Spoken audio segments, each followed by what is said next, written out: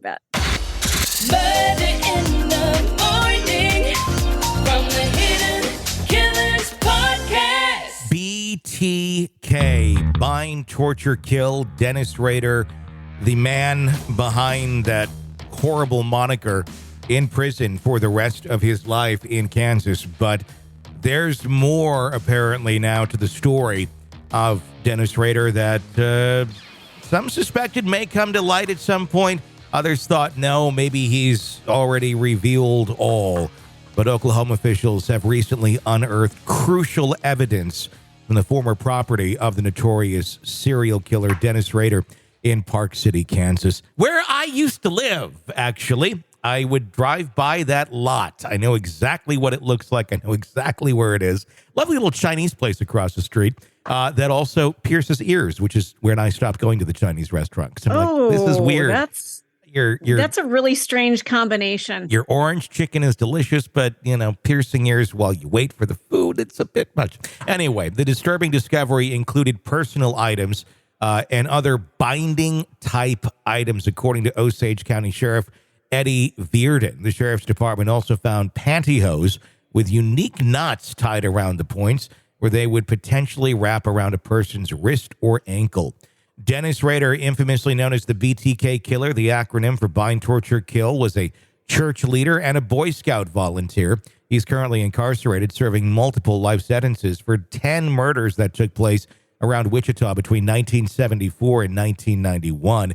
Today, Rader emerges as now a prime suspect in the cold case disappearance of Cynthia Dawn Kinney, a 16-year-old from Oklahoma. The sheriff's office has also linked Rader to other unsolved murders, but this one does seem to ring very true of Dennis Rader. Rader's involvement in these heinous crimes has been a matter of significant speculation. Sheriff Virden is convinced about Rader's connection to the 1976 disappearance of Kinney, saying Rader is 100%, in my opinion, the guy, Virden remarked. However, both Rader and his daughter have persistently denied these accusations. In a previous excavation conducted in April at Rader's home, officials uncovered vital evidence that was kept under wraps. This week's dig could have been another discreet operation if not for the word getting out. Sheriff Virden explained that the secrecy was not to hide information, but rather to protect the affected families and to ensure that the investigation remains uncompromised.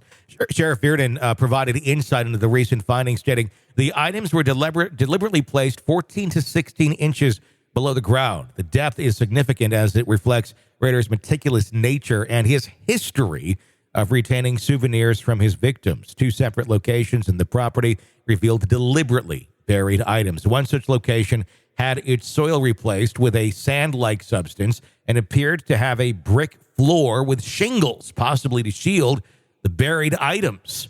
The sheriff remains uncertain whether these found items pertain to the 10 murders for which Rader is currently serving his sentences, or if they relate to the newer cases that he is suspected of. One of the primary cold cases linked to Rader is that of Cynthia Dawn Kinney. Kinney mysteriously vanished in 1976 after reportedly leaving her family's laundromat and possibly entering a 1965 faded beige Plymouth with two women. Several clues hint at Rader's involvement, including a cryptic message in a book he was penning before his arrest, referencing a 1976 killing titled Project Bad Laundry Day.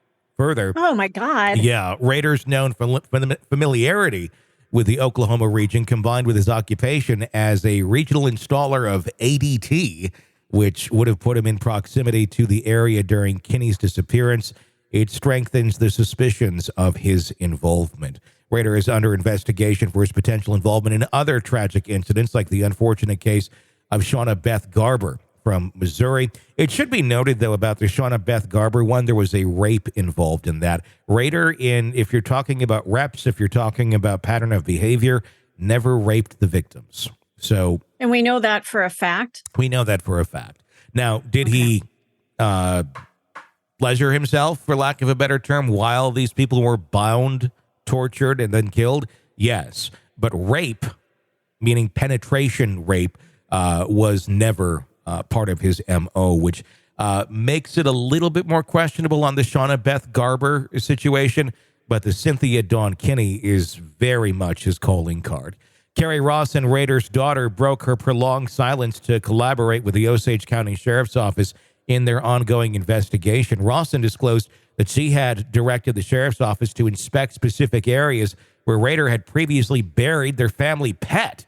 She also reestablished contact with her father, confronting him about the new allegations. Although he reiterated his innocence, Rawson observed that he frequently altered his alibis, which she believes could be attributed to his deteriorating memory due to his age. However, regardless of these findings and suspicions, Rawson remains conflicted. She commented, "I'm still not 100% sure my dad did commit any more at this point," but also emphasized the importance of discovering the truth, stating, "If my dad has harmed somebody else, we need answers."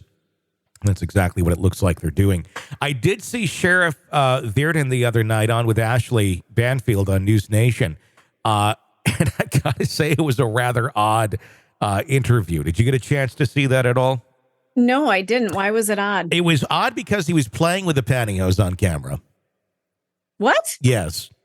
And I don't... But that's evidence. It's evidence. Exactly. I had that. Was it the exact set that they found? Yes. He's like, because Ashley's like, "Could you show us any of the evidence that you've unearthed?" And I'm assuming, she knew this early on. I'm guessing he probably said, "And we could probably show you the evidence on TV." And so it's like, okay, let's cue him up. And he's like, "I can show you the pantyhose that we found back in April." And he did have gloves on, but he did hold them up to the camera, and he did show, the knot on there. And they were dirty old pantyhose that have been underground for multiple decades, but it was rather weird seeing them handled on camera. I cringed. That's compromising, isn't it? I would think possibly. And if you have an ongoing investigation, grabbing the evidence and playing with it on TV for Ashley seems a little odd. It just seems a little like, look what we got, kids. This is not how you handle evidence. I was just talking with Jennifer Coffindaffer about that earlier today, and she too kind of cringed and was like, everybody kind of has different protocols and such. Like, if it was FBI, we wouldn't be touching. It'd be in a secure bag, not being touched, locked away, not on camera on Banfield. But I digress. They are investigating this. Did seem a bit odd. But I do wonder how far this is going to go. And I also wonder how much, Dennis is someone who's played with the media his entire murderous career from the very beginning. He's got to be sitting there salivating at this because he's getting attention again. And it makes me wonder, how much did he plan on eventually this one coming out, knowing that at some point he'll be back in the spotlight for a crime that he committed? And I'm also curious as to if he's going to attempt to play any games with anybody. Well, and that I've got a question about that. Let me ask you this. Since he did like to play with the media, kind of a cat and mouse game, could it be possible that he planted things to make it look like here's some more evidence from a potential case just so that they'd find it later on, kind of a time capsule of sorts to get him back into the news when maybe, in fact, it's not related to anybody? I don't think he's smart enough to do that. I don't think he was as forward-thinking enough to do that sort of a thing. But I do believe these are items that were involved in crimes. Whether or not it's involved in the 1976 disappearance of Cynthia Dawn Kinney, we don't know right now. But at the same point, these could have been pieces of evidence from murders that he's already been convicted of. He hid stuff everywhere. He called it his hidey holes. And that's quite literally what they just found this week in Park City when they unearthed some of that ground on that vacant lot. I believe Carrie Rawson said to them to go look where he buried the dog and also underneath where he once had a work shed that he very much did not allow the family to go into. Oh, dear. So, yeah, it's a whole new chapter in the story of BTK, one that we will continue to watch for you here very, very closely.